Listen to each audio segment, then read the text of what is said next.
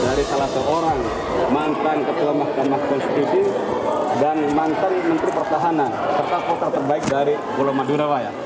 Ya, jadi silakan Pak untuk memberikan salah satu statement ataupun informasi yang valid dari Indonesia saat ini yang benar-benar kalau menurut media itu sangat begitu simpang siur.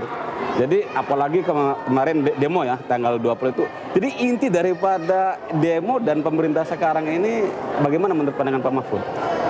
Ya, saya kira sejak zaman reformasi, ya, setiap presiden itu selalu didemo. Mulai dari Habibie, Gus Dur juga kan selalu demo. Mbak Mega, SBY, semua, Jokowi juga. Jadi demo itu satu hal yang biasa. Yang penting menurut saya demo itu boleh dilakukan tapi tetap dalam koridor. Pemerintahan itu jangan sampai lumpuh. Pemerintahan harus tetap berjalan karena kalau pemerintahan lumpuh itu tidak bagus juga bagi negara. Itu satu.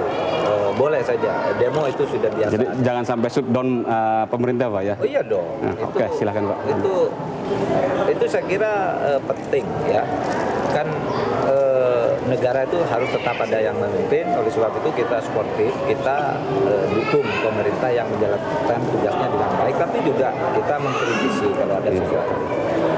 Persoalan kita sekarang ini apa? Persoalan kita itu kan sekarang persoalan ekonomi ya.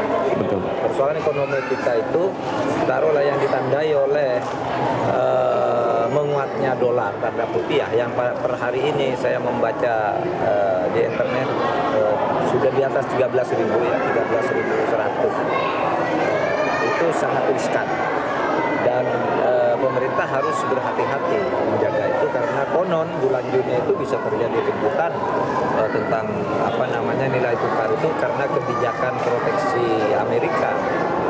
Kebijakan suku bunga Amerika itu konon akan berpengaruh luar biasa.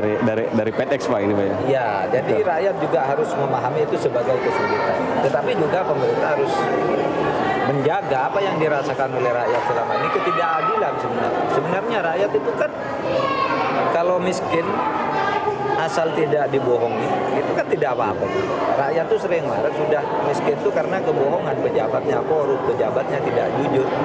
Itu yang harus diselesaikan sekarang agar rakyat itu tidak di dalam kemiskinan itu lalu digunakan oleh unsur-unsur radikal, iya, betul, untuk melakukan perlawanan. Itu kan tidak bagus.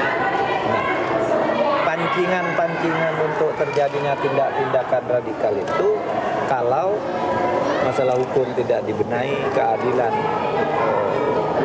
tidak ditegakkan, ekonomi. Iya. Ya begitu Pak ya. Iya, ekonomi sih iya itu persoalan kita, ekonomi persoalan bersama. Tapi rakyat bisa maklum kalau keadilan ditegakkan. Mari kalau mau miskin ya miskin karena memang keadaan, tetapi bukan miskin karena ditipu oleh para koruptor, oleh pejabat-pejabat yang korup kan gitu aja.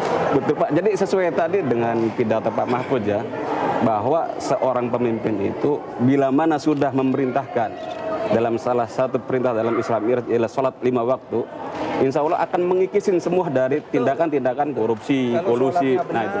Kalau sholatnya benar, maka orang itu akan selalu berhati-hati dalam hidupnya. Kalau dia menjadi pemimpin akan selalu memperhatikan rakyatnya. Amin.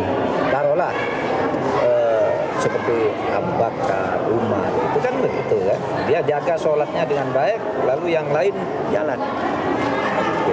Jadi pandangan sekarang bagaimana tentang keadaan politik sosial di Indonesia yang begitu menurut kami Pak ya dinamis sosial politik dinamis. Ya. Ada persoalan politik kepartaian yang sekarang lagi kisruh tentang adanya pengurus-pengurus. Itu masih dinamika Pak ya? Menurut saya dinamika. Tapi itu bisa menjadi masalah kalau itu tidak terselesaikan sampai bulan Juli ya. Bulan Juli itu pendaftaran pilkada. Iya betul Pak. Bisa jadi masalah, dan saya berharap agar pemerintah di sini benar-benar netral. Anda juga kan, saya kira. Betul, kami sudah Anda punya kepentingan, siapa yang mau jadi ketua P3, mau ketua Golkar, terserah aja. Tetapi yang kita harapkan itu sesuai dengan aturan aja. Pemerintah netral, jangan berpihak ke yang manapun, sehingga nanti pemerintah tidak menerima akibat jelek dari kisruh di antara partai tersebut.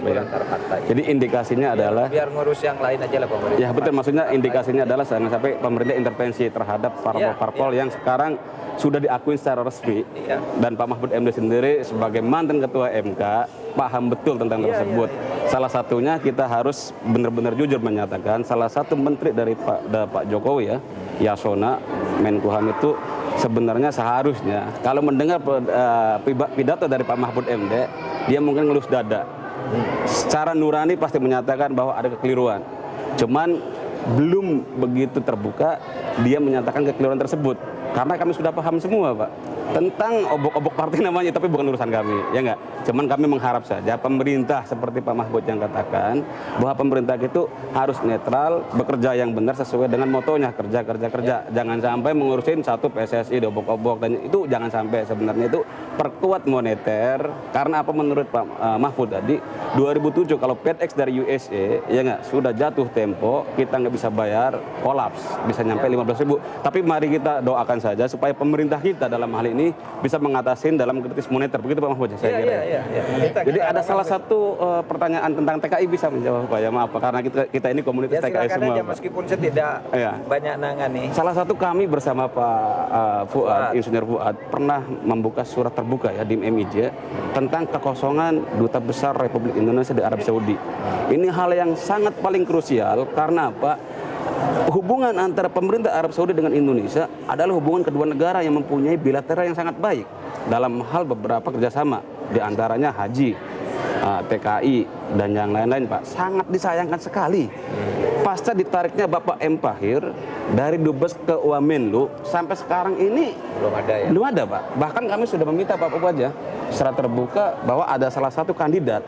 Ini harapan masyarakat kami di Arab Saudi yang tahu betul bahwa orang tersebut adalah benar-benar telah bekerja dan memahami etika ataupun norma-norma hukum di Arab Saudi. Salah satunya AWM ya, Abdul Wahid Matud. Nah ini saya kira Ibu Menlu ya, Pak Mahfud lah yang udah dekat dengan beliau-beliau di ring 1, tolong deh perhatikan. Karena apa? TKI selama ini seakan-akan tidak mempunyai bapak, apalagi tentang menghadapi kasus-kasus hukum. Salah satunya sering lolos dari pantauan kita. Nah, ketika adanya duta besar minimal, karena apa? Pak Mahfud sendiri sudah paham, ya kan, memahami daripada semua. Negara di antara negara wakilnya adalah dubes. Ketika dubes sudah tidak ada, kita tidak mempunyai wakil negara kan Pak. Nah, tolong Pak berikan pencerahannya tentang ini. Ya, saya kira itu sudah menjadi perhatian pemerintah karena yang saya dengar sekarang calonnya sudah disiapkan. Cuma karena sekarang ini kan tidak bisa sembarang ngangkat ya. Setiap akan ngangkat tuh harus minta konfirmasi ke DPR sekarang ya. Jadi bukan hak veto ya. Dan saya dengar calon sudah ada dan dalam masa sidang DPR yang akan datang itu sudah akan dipilih, akan dibahas. Insya Allah ada. Mudah-mudahan lah. Saya kira dulu memang pernah kita pada waktu Pak SBY ya, pernah pada satu tahun itu kita kekosongan 47 dubes negara, 47 negara dubes kita kosong. Nah, mudah-mudahan sekarang ini bisa diselesaikan secara bertahap gitu ya. Dan mudah-mudahan DPR juga tidak mempersulit. Mempersulit itu bukan hanya menyetujui atau tidak menyetujui. Kadang-kala DPR itu punya calon sendiri juga sehingga menyulitkan pemerintah. Kan gitu. Jadi pernah juga yang lewat pemerintah biar dipilih oleh DPR, tidak usah ikut-ikut politiknya, bahwa itu sudah pilihan pemerintah.